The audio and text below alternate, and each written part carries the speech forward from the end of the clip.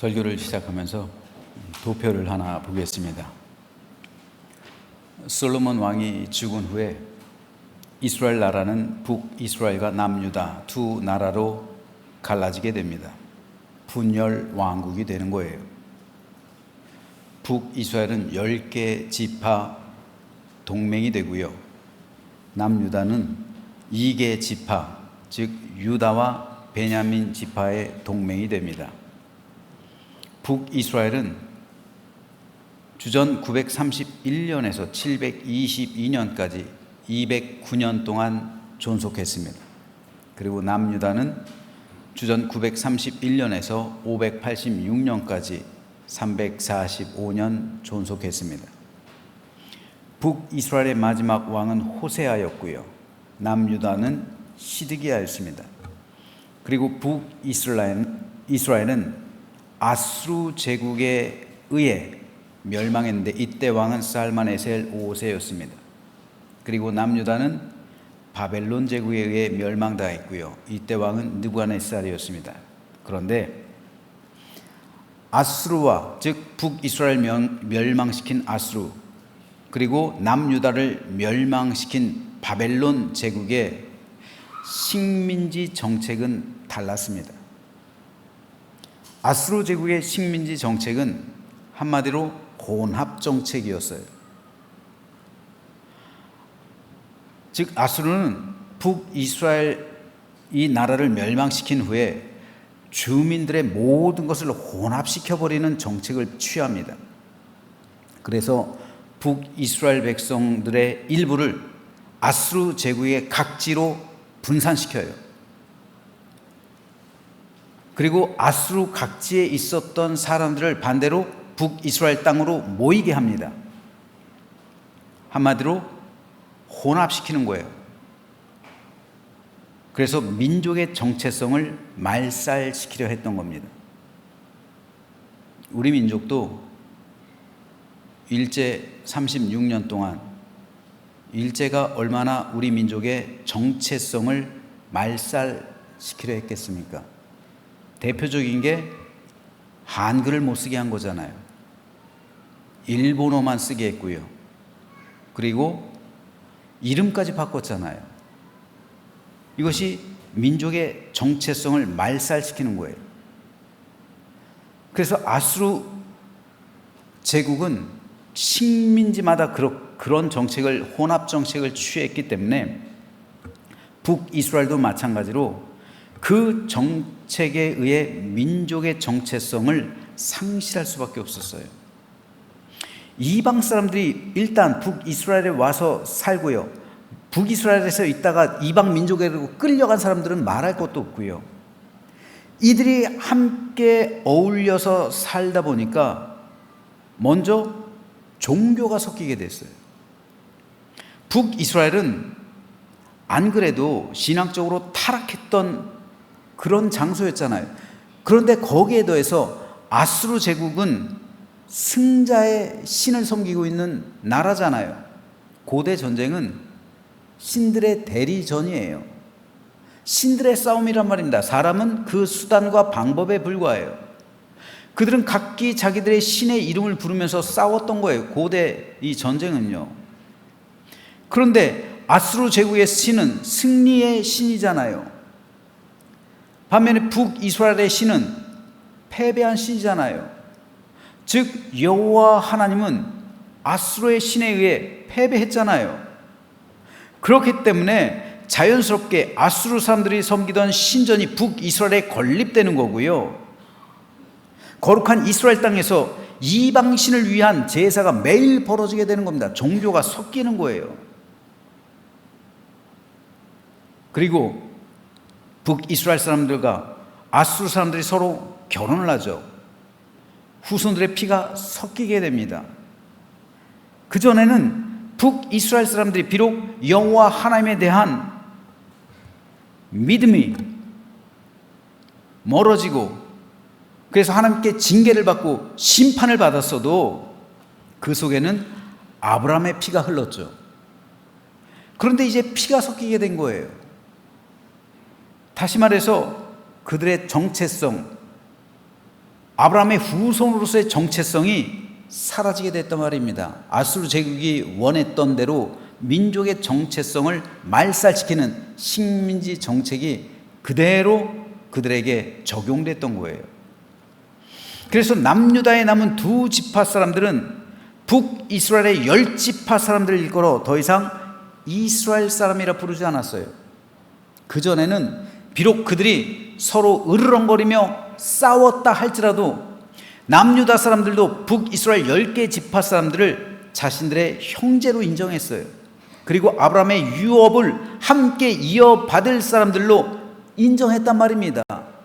그들은 자신들의 선조 아브라함의 형제들이요, 그리고 함께 유업을 이어받을 자들이요, 그들도 회개해서 예루살렘에 와서 함께 예배드리기를 원했던 거예요. 갈망했던 거예요. 하지만 이제 더 이상 남유다 사람들은 북이스라엘 사람들을 일컬어 자신의 민족이라고 생각하지 않아요. 아브라함의 후손이라고 여기지 않습니다. 대신 남유다 사람들은 이제 그들을 다른 말로 부르기 시작했습니다. 그 이름이 바로 사마리아 사람이에요. 이스라엘과 사마리아 사람과의 뿌리 깊은 반목의 시작은 바로 아수르 제국의 식민지 정책, 즉 혼합주의 정책에 있었던 겁니다. 반면에 바벨론 제국의 식민지 정책은 이주 정책이에요. 그들은 정복한 나라의 사람들 대부분 바벨론 제국으로 이주시켜버립니다. 즉 그 나라를 떠나게 해서 다시는 반란을 꿈꾸지 못하도록 싹을 완전히 잘라버리는 정책이에요. 아수르는 종교와 피가 섞이게 해서 반역을 하지 못하게 했지만 바벨론은 고향을 떠나게 함으로써 반역을 못하도록 만들었어요. 나라를 잃고서 다른 나라로 간 사람들이 고향 땅에 돌아가서 나라를 세우기란 어려운 겁니다. 따라서 남유다는 가나안 땅을 떠나 수천 킬로 떨어진 바벨론 땅으로 이주해 거기서 머물게 됩니다. 이것을 바벨론 포로기라고 합니다.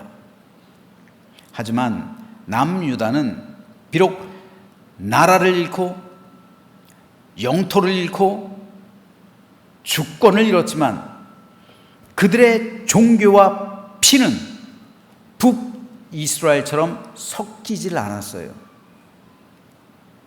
즉 민족의 정체성을 보존했다는 말입니다.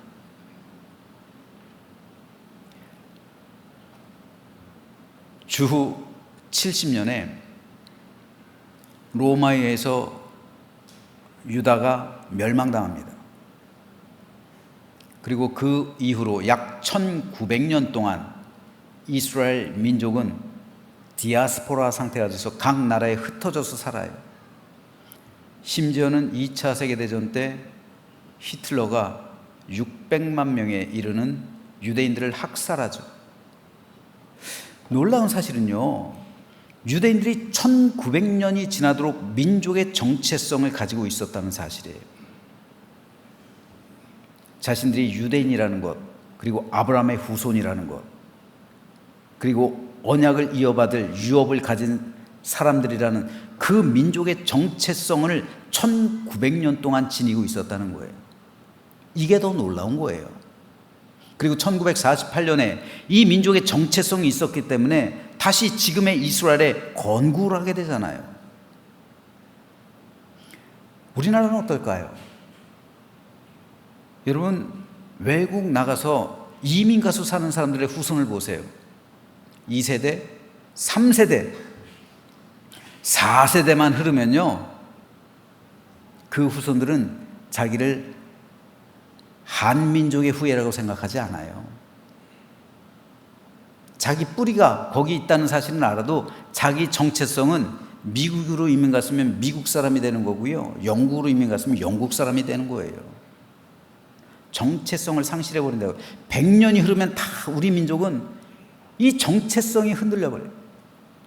하지만 정체성을 가진, 민족의 정체성을 가진 민족은 주권을 빼앗기고 나라를 잃어도 언젠간 그 나라를 회복하는 거예요.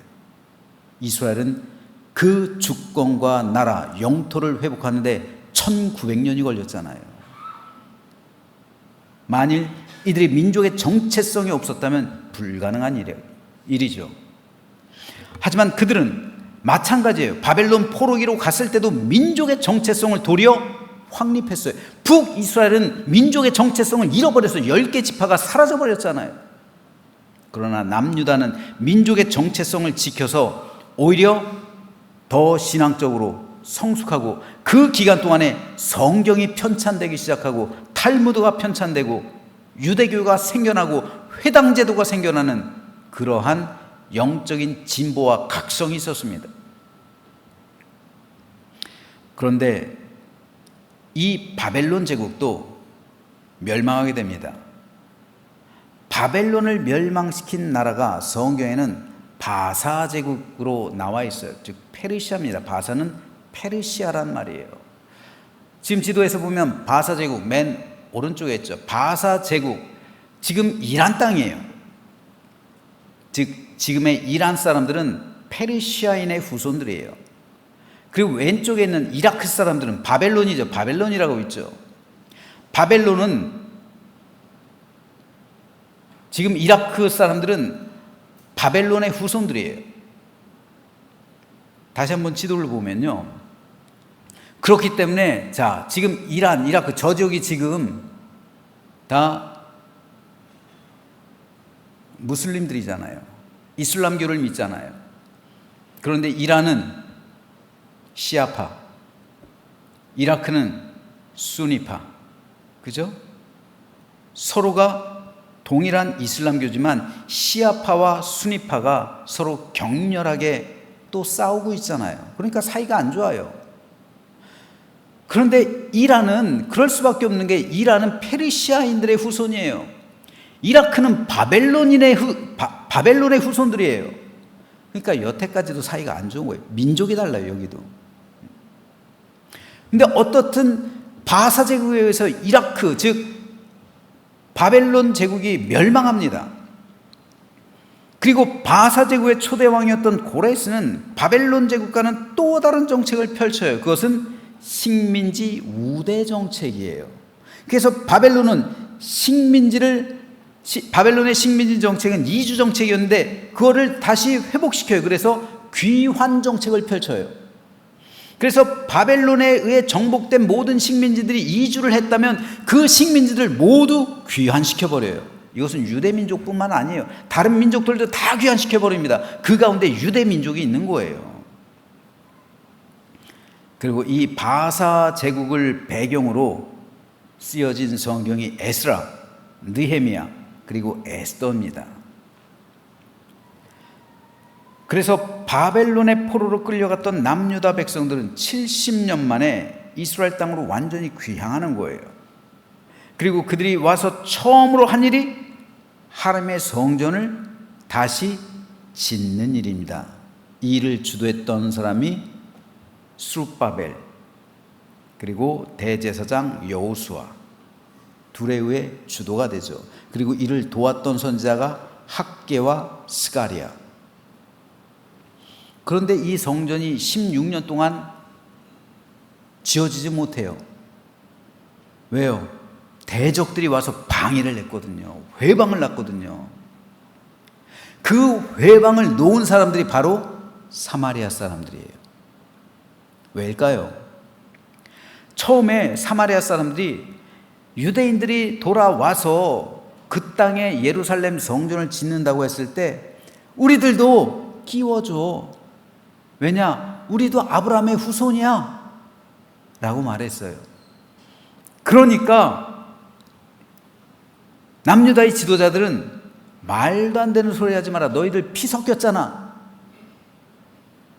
피가 섞였는데 너희들 족보도 모르는데 족보 갖고 와봐. 족보도 모르는데 어떻게 너희들이 아브라함의 후손이라고 말해. 그리고 너희들 종교 보니까 너희들 종교도 섞였어. 거룩한 하나님의 성전을 어떻게 같이 사용하려고 그래. 그럴 수 없다고 거절하는 거예요. 그러니까 사마리아 사람들이 대적을 하기 시작한 거고 16년 동안 공사가 중단된 겁니다. 여기서부터 사마리아 사람과 유대 사람은 서로를 증오하기 시작하는 거예요. 얼마 후 사마리아 사람들은 그들의 성전을 세겜에 있는 그리심산 위에 세웁니다. 그리고 이 성전이야말로 진짜 성전이라고 주장하기 시작합니다. 이들의 주장도 일리가 있는 것이 세겜 언약이라는 게 있어요. 출애굽한 이스라엘 백성들이 가나안 땅으로 들어올 때 그 전에 모세가 가나안 땅으로 들어오지 못했잖아요. 그렇지만 죽기 전에 유언으로 남긴 말이 있어요. 뭐냐면 너희가 만약 가나안 땅으로 들어가면 세겜에 가서 세겜에 있는 그리심산 위에서 6지파는 축복을 선포하고 그 반대편에는 에발산에서는 저주를 선포하라. 그러면서 계약을 갱신할 것을 요청했거든요. 유언으로 남겼거든요. 그래서 이것을 세겜 언약이라고 하는 거예요. 왜냐하면 이스라엘 민족들은 지금 제2세대들이잖아요. 출애굽한 제1세들은 다 죽었잖아요. 여호수아와 갈렙만 제외하고. 그래서 언약의 재갱신을 했던 여호와 하나님께서는 우리의 하나님이 될 것이고 우리는 하나님의 민족이 될 것이고 백성이 될 것이고 우리가 하나님의 언약을 준행하겠나이다 라는 언약의 갱신, 이게 세겜 언약이에요. 그러므로 가나안 땅은 세겜 언약의 지배를 받고 있었던 곳이에요. 그런데 이 세겜 언약이 있었던 곳이 그리심산과 에발산, 그러니까 그리심산에서 축복을 선포했기 때문에 그리심산 정상에다가 성전을 건축해 놓은 거예요. 그러니까 이것이 아주 터무니없는 이야기는 아닙니다. 하지만 어떻게 성전이 두 개가 될 수가 있어요? 어떻게 예루살렘에서 하나님을 예배하고 또 그리심산에서도 하나님을 예배할 수가 있어요? 그러니 서로가 자기 성전이 정통이라고 주장하기 시작한 것이고 감정의 대립과 또한 싸움이 격해질 수밖에 없었던 거예요. 이때부터 유대인과 사마리아 사람은 영원히 결별하게 됩니다. 그리고 서로의 제사장을 다시 세우는 거예요. 그리고 서로 원수로 여기기 시작합니다. 특히 예수님께서 이 땅에 오시기 정확히 129년 전 무슨 일이 있었냐면 유대 힐카노스라는 사람이 이 사마리아를 공격해요. 그리고 사마리아의 그 그리심산 위에 세워져 있던 사마리아인들의 성전을 무너뜨려 버려요. 그리고 사마리아란 도시를 쑥대밭으로 만들어 버립니다. 세겜을요. 이 사건으로 인해 유대인들에 대한 사마리아 사람들의 적개심이 극에 달하게 돼요. 그래서 사마리아 사람들은 다시 그리심산에다 성전을 짓습니다. 그리고 그곳에서 예수님 당시까지 예배를 드리고 있었던 거예요. 그래서 사마리아 여인이 예수님에게 이렇게 말하는 겁니다. 우리 조상들은 이 산에서 예배하였는데 당신들의 말은 예배할 곳이 예루살렘에 있다 하더이다. 예수님 당시까지 유대인과 사마리아 사람들은 성전 장소를 두고 싸움을 벌이고 있었던 거예요. 그러던 중 예수님께서 태어나시기 3, 4년 전에 무슨 일이 있었냐면 유월절을 지키러 가던 한 유대인이 사마리아 경계에 있는 마을에서 살해당해요. 사마리아 사람들이 그 사람을 죽인 거예요. 그러니까 이에 대한 보복으로 유대인들이 몰려와서 사마리아 그 마을을 급습합니다. 그리고 수많은 사람들을 다 살육해요. 그러니까 이에 대한 보복으로 사마리아 사람들이 그때가 마침 유월절 기간이에요. 그래서 유월절로 가던 사람 중 한 사람을 죽인 거거든요. 그러니까 그 유월절을 지키러 가던 사람들이 급습해가지고 그 사람들 죽이죠. 그러니까 이 사마리아 사람들이 또 유월절에 몰래 예루살렘 성전에 침투하는 거예요. 그리고 한밤중에 성전 뜰 여기저기 곳곳에다가 죽은 사람들의 뼈를 가루내가지고 그걸 다 뿌려요. 성전 마당 전체를 다 뿌려버려요. 사람의 시체와 뼈는 부정한 거죠. 이것을 만지거나 밟거나 신체에 접촉한 사람은 부정한 사람이 돼서 일주일 동안 성전에 들어올 수가 없어요. 일주일 후에 정결하게 된 다음에 비로소 들어갈 수가 있어요. 근데 유월절은 바로 코앞이잖아요. 바로 그 다음 날이잖아요. 그러니까 그 해 유월절 망친 거죠. 못 지킨 겁니다. 다 부정하게 돼가지고요. 성전을 거룩히 여기고 유월절을 가장 중요한 절기로 여기는 유대인들에게 있어서 이 사건은 용서할 수 없는 일이에요. 따라서 예수님 당시 유대인과 사마리아인의 관계는 서로에 대한 증오심이 극에 달했을 때예요. 예수님의 제자들 또한 유대인들이었죠. 그래서 제자들도 사마리아 사람들에 대한 증오가 마음에 가득했어요.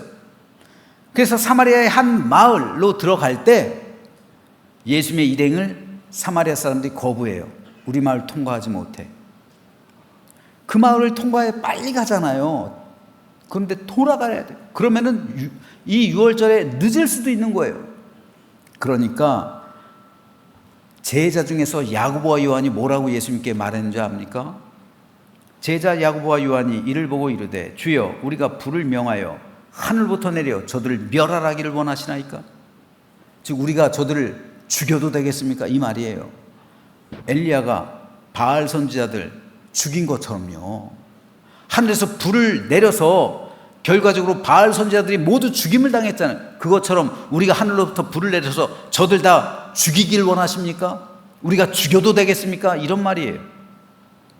제자들 마음에도 사마리아 사람들에 대한 증오가 얼마나 깊었던지 그들을 죽이는 것을 대수롭지 않게 생각하고 이것을 하나님의 정의라고 생각할 정도예요. 주님의 제자들이 이 정도이니 당시 일반 유대인들이 사마리아 사람들을 얼마나 경멸했겠습니까? 그들은 상종 자체를 하지 않는 거예요. 심지어 유대인들은 성전에서 이런 기도문을 암송하며 하나님께 기도를 드렸습니다. 사마리아인들이 이방인들과 함께 한순간에 멸망당하게 하시고 저들의 이름을 생명책에서 제해 주십시오. 이게 유대 민족이 드렸던 성전에서의 기도문이에요. 공식 기도문이에요. 그런데 오늘 본문에서는 이 모든 상식을 깨는 놀라운 반전이 나옵니다. 13절 말씀에서 우리가 주목해 봐야 할 단어가 하나 있어요. 소리를 높여 이르되 예수 선생님이여 우리를 불쌍히 여기소서. 우리를 이라는 이 단어입니다. 이 단어에 우리는 주목해야 돼요. 여기서 우리를 이란 누구를 가르쳐요? 오늘 본문 배경이 되는 곳이 어디입니까? 나병 환자들이 사는 곳이잖아요.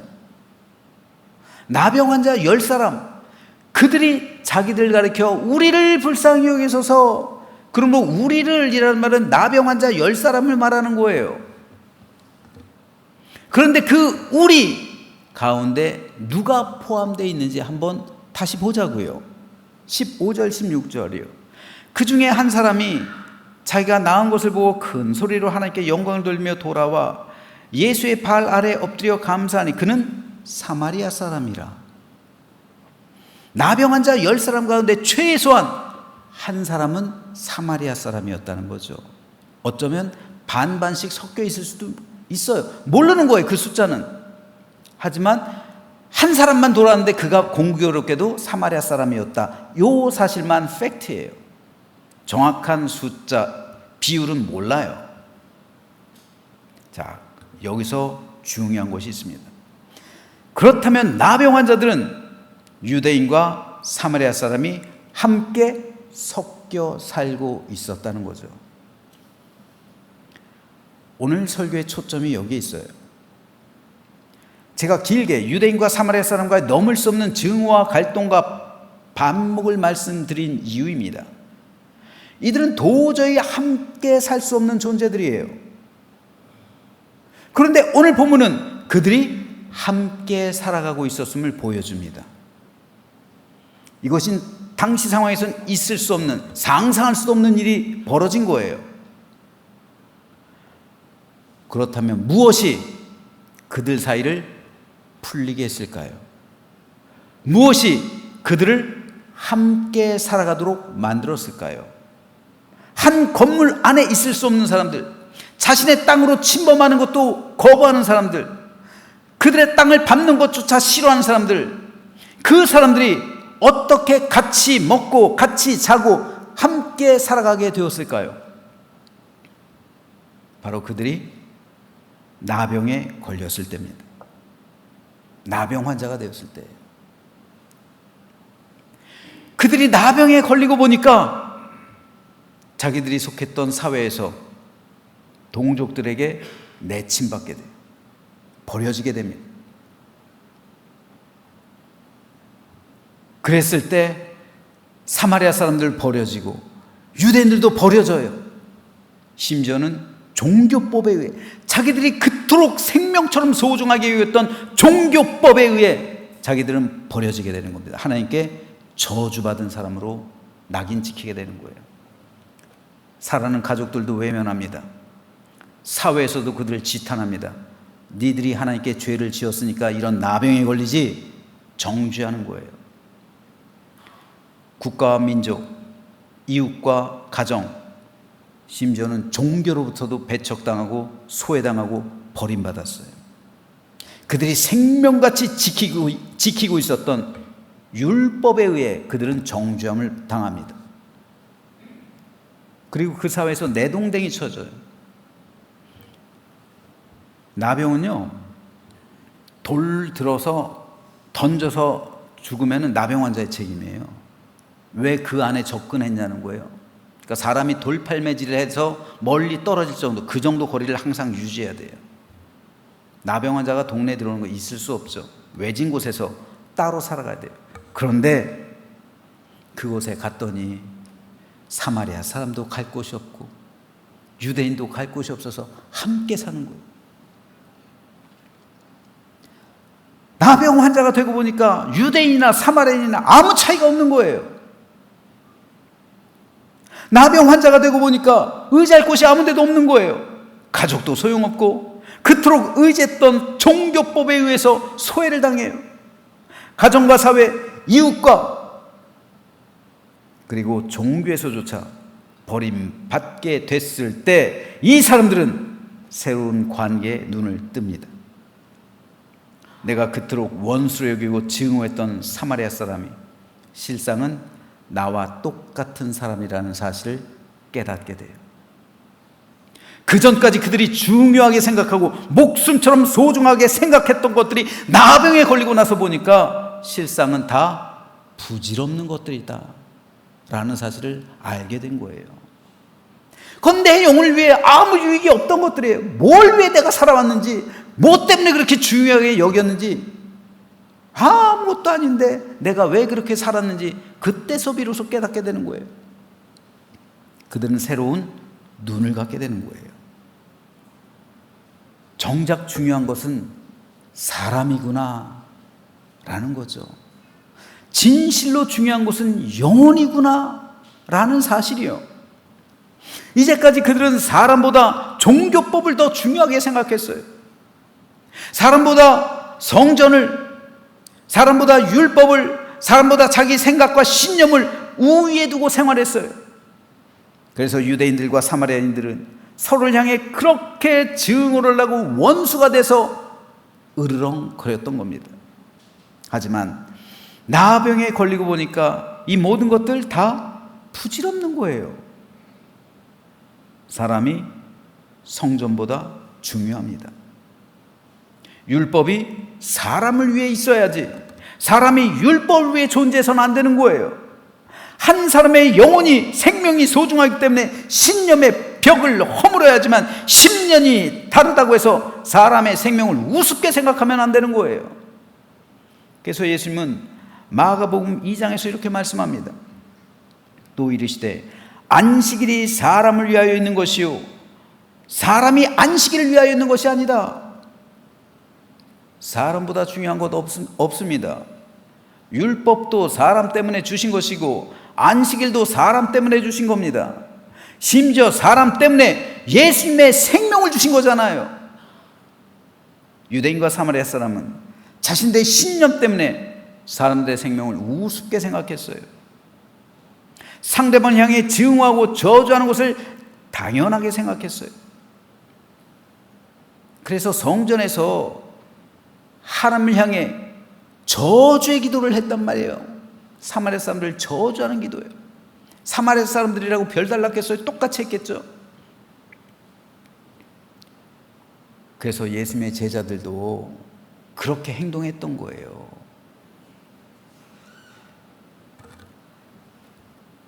하지만 이렇게 살아가는 삶의 방식을 살아왔던 그 나병 환자들이 나병이라는 질병을 통해서 사람이 중요한 것이지 유대인이냐 사마리아인이냐 하는 것 전혀 문제가 되지 않는다는 사실, 믿음이 중요한 것이지 민족이 중요한 것이 아니라는 사실을 깨닫게 되는 거예요. 즉 그들은 예수님의 마음을 갖게 되는 거예요. 예수님의 눈을 갖게 되는 거예요. 하나님의 마음 그리고 예수님의 시각, 이거를 갖게 된 겁니다. 그래서 그들은 함께 사는 거예요. 전에는 한 건물 안에 있지도 않으려 했지만 이제는 한 그릇에서 밥을 먹어요. 한 입을 덮고 자요. 서로를 의지해요. 서로를 보듬어주며 살아가요. 이런 관계로 변한 거예요. 형제가 됐단 말입니다. 자매가 됐다는 말이에요. 원수가 친구가 된 거예요. 원수가 식구가 된 거예요. 원수가 가정을 이룬 거예요. 원수가 천국이 된 거예요. 지옥에서 천국이 된 거죠. 증오와 미움으로 가득한 나와 너의 분리된 관계에서 우리라는 하나된 관계로 변한 겁니다. 우리라는 이 말이 얼마나 소중한지 예수님께서는 기도하실 때, 기도를 가르치실 때 하늘에 계신 우리 아버지, 맨 처음 주기도문의 시작이 우리잖아요. 하늘에 계신 나의 아버지가 아니라 우리의 아버지. 그러므로 주기도문은 우리 모두의 공동체 기도예요. 개인 기도가 아니라고요. 공동체 기도문이라고요. 제자 공동체 기도문. 예수님께서는 너희가 모여서 기도할 때 하늘에 계신 우리의 아버지라고 기도하라 가르치십니다. 하늘에 계신 내 아버지가 아니라 우리의 아버지라고요. 우리 아버지께 기도하지 않고 나만의 아버지께 기도하는 것은 관계를 잃어버린 기도가 됩니다. 유대인들은 하늘에 계신 내 아버지, 나만의 민족, 우리 민족만의 아버지, 나의 아버지, 여기에만 기도를 한 거예요. 그 기도 하나님께서 들으시겠어요? 사마리아 사람들을 저주해달라는 그 기도 하나님께서 응답하시겠어요? 이방 모든 민족 구원해주지 않고 생명책에서 지워주시고 저들 다 지옥으로 보내라는 그 기도 하나님께서 응답하시겠어요? 나의 하나님만을 구하는 그 기도에 응답하시지 않는 거예요. 나의 기도가 우리의 기도로 바뀌어야죠. 나병 환자들이 나병에 걸렸을 때 비로소 우리라는 것을 발견하게 되잖아요. 그래서 그들은 우리를 불쌍히 여기소서. 거기 유대인들도 있고 사마리아 사람들인데 예수님 유대인이잖아요. 그러니까 우리 유대인들 좀 불쌍히 여겨주세요. 나를 불쌍히 여겨주세요. 그게 아니라 여기 사마리아 사람들 함께 있어요. 근데 이 사람도 구원 받아야죠. 우리를 불쌍히 여겨주세요. 이 기도로 바뀐 거예요. 그랬을 때 예수님께서 응답하신 거잖아요.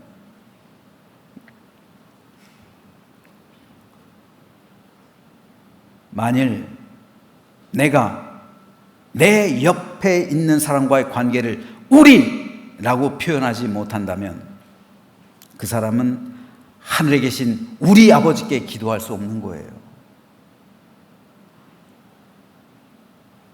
오늘 우리 역시 마찬가지입니다. 나의 하나님을 찾는 사람은 많아요. 하지만 우리의 하나님을 찾는 사람은 적어요. 다른 사람과의 관계가 어찌됐든, 다른 사람이 나를 원망하든 말든, 다른 사람을 미워하고 증오하는 마음을 품고 저주하는 기도를 하면서도 나의 하나님을 찾는 사람 적지 않습니다. 하지만 이것은 유대인들이 하는 기도예요. 그러나 하나님께서 들으시는 기도는 내 옆에 있는 사람과 우리됨을 인정하고 그가 설사 그가 설령 나를 아프게 하고 속상하게 한다 할지라도 하늘에 계신 그와 나의 아버지, 우리의 아버지라고 고백하는 기도입니다.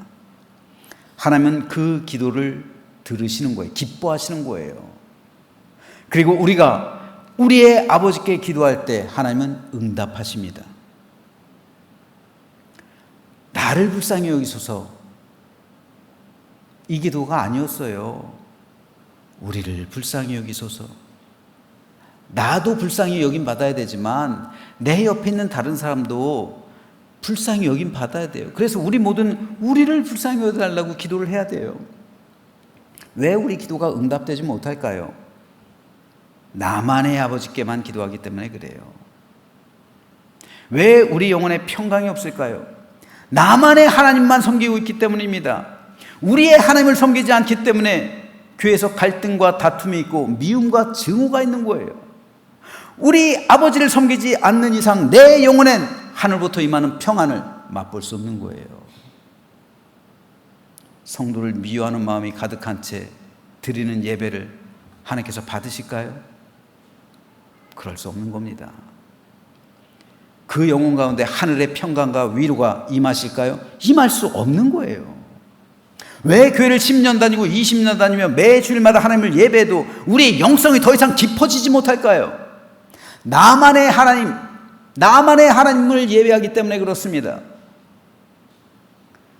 성도의 교제가 끊어지면 하나님과의 교제도 끊어지는 거예요. 이것은 아주 중요하지만 성도들이 너무도 가볍게 생각하고 있어요. 아무렇지도 않게 생각하고 있어요. 예배 요소 가운데 헬라어로 코이노니아가 있어요. 코이노니아란 사귐, 친교, 교제라는 의미예요. 즉 예배란 위로는 하나님과 교제하는 것이고 아래로는 성도들이랑 교제하는 겁니다. 따라서 성도와 교제하는 것이 실패하게 된다면 하나님과의 친교에도 실패하는 거예요. 이건 예배의 실패예요. 많은 교회들이 그리고 성도들이 예배에 실패하고 있어요. 많은 성도가 가인의 예배를 드리고 있단 말입니다. 아벨을 미워하는 마음으로 가득한 채 드리는 예배, 그 예배를 하나님께서 연락하시겠어요? 하나님께서 경고하시잖아요. 너의 마음에 죄를 지으려는 욕망이 있지만 너는 그것을 다스려라. 즉 미움을 정복하라는 말입니다. 아벨에 대한 미움을 가지고 하나님께 드리는 예배를 하나님께서 기뻐 받으시겠어요?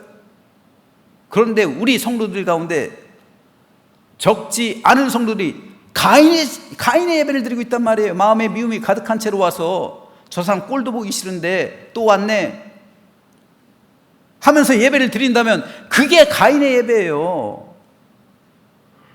그건 나만의 하나님께 예배하는 거지 우리의 하나님을 예배하는 게 아니란 말입니다. 하나님께서 그 예배 안 받으신단 말입니다. 형제에 대한 미움과 시기가 가득한 채 하나님께 드리는 예배, 하나님께서는 지금도 여전히 그 예배를 가인의 예배로 규정하고 있는 거예요. 그러므로 성도의 교제에 실패하면 우리 영성도 더 이상 깊어지지 못하는 겁니다. 오늘 본문에서의 나병 환자들은 나병을 통해 이렇게 귀한 깨달음을 얻게 된 거예요. 이런 점에서 나병은 오히려 그들의 영적인 눈을 뜨게 해준 사건이었어요. 그들 육체는 괴로움을 당했지만 그들 영혼은 새로운 관계 속으로 들어가게 된 겁니다.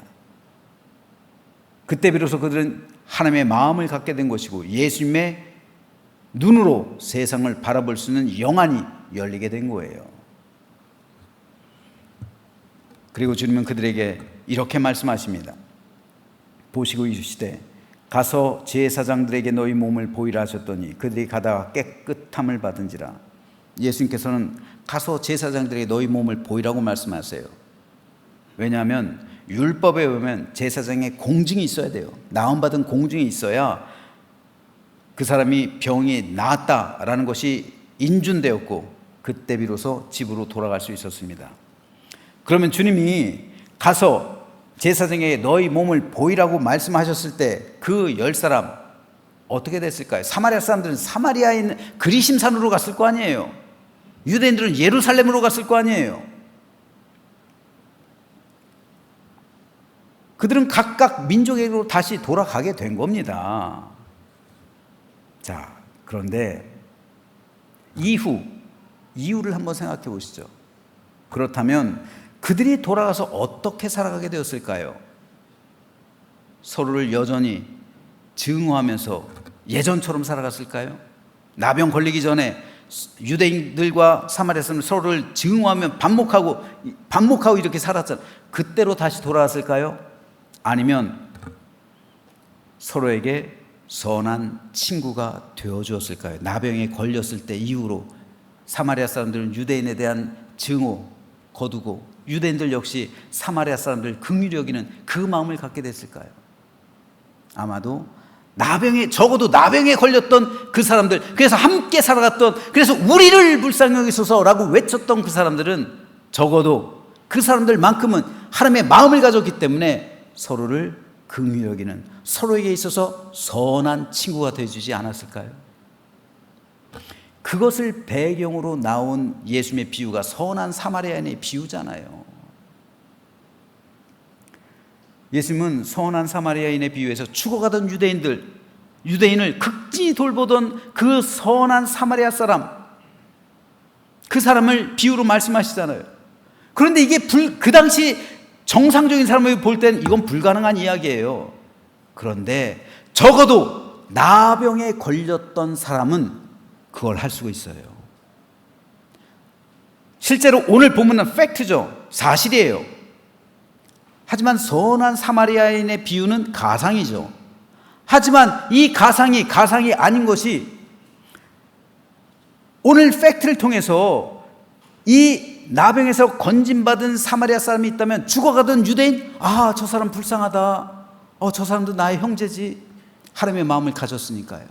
예수님의 시각으로 세상을 바라보니까요. 그러면서 그래 내가 도와줘야지. 할 수 있어요 없어요? 할 수 있는 거예요. 왜요? 그가 나병에 걸렸었으니까요. 그렇기 때문에 예수님께서는 선한 사마리아 사람인의 이 비유의 결론에서 뭐라고 말씀하십니까? 말씀하세요. 누가 그 유대인의 진정한 친구냐? 그들이 그토록 존경하던 제사장이냐? 너희가 믿고 따르던 레위인이냐? 아니다. 누가 그 사람의 친구냐? 자비를 베푼 자입니다. 그때 예수님께서 말씀하신 결론이 뭡니까? 가서 너희도 이와 같이 하라. 선한 사마리아 사람처럼 살아가라는 거예요. 이게 예수님의 결론이에요. 마찬가지로 예수님은 오늘 우리 역시 이런 삶을 살아가기를 바라십니다. 우리도 살아가다 보면 때로 나병과 같이 사람으로서는 어찌할 수 없는 질병 그리고 고통스러운 사건을 만나기도 합니다. 그런데 그 순간이 바로 내가 이전에는 깨닫지 못했던 하나님의 은혜를 비로소 체험하는 순간이 되기도 하는 거예요. 내가 아플 때 비로소 보이는 것들이 있어요. 내가 고통을 당할 때 비로소 깨닫게 되는 게 있는 거예요. 하나님은 이것을 위해 어쩌면 우리에게 고통을 허락하시고 있는지 몰라요. 전에는 우리도 이 세상이 전부인 것처럼 살았어요. 전에는 우리도 형제를 미워하며 살았어요. 아무렇지도 않게 살았어요. 유대인과 사마리아 사람들처럼요. 하지만 질병과 고통 앞에서 이런 것들 다 부질없음을 깨닫게 되는 거예요. 그리고 내 인생의 목적과 본질을 알게 되는 겁니다. 즉 하나님은 우리의 연약함을 통해 우리에게 가장 소중한 것을 알게 해주시는 거예요. 그러므로 이 시간 여러 가지 삶의 고통과 아픔 가운데 연약해지신 분이 있다면, 그리고 그런 상태에서 이 자리에 나오신 분이 있다면 우리로 하여금 깨닫게 하시는 하나님의 긍휼과 은혜를 간구하시기 바랍니다. 하나님이 우리에게 고통을 주시는 것은 우리를 죽이려 함이 아니라 우리를 살리려 하심이고, 우리에게 있어서 고난은 잠시지만 영광은 영원함을 알게 하기 위해서입니다. 그러므로 저는 이 시간 저 여러분 모두가 연약함을 통해 강건해지는 신앙의 비밀을 알게 되기를 소망합니다. 그래서 연약함을 통해 더 깊고 성숙한 믿음에 이르러 우리의 구원을 완성해 갈 뿐 아니라 또한 사마리아 사람과 유대인처럼 서로를 사랑하고 우리의 하나님이라고 부르며, 그리고 하나님께 응답을 받고 모든 것이 회복되어지는 놀라운 은총을 맛보는 복된 이 시간 되시기를 주님의 이름으로 축원합니다. 기도하겠습니다.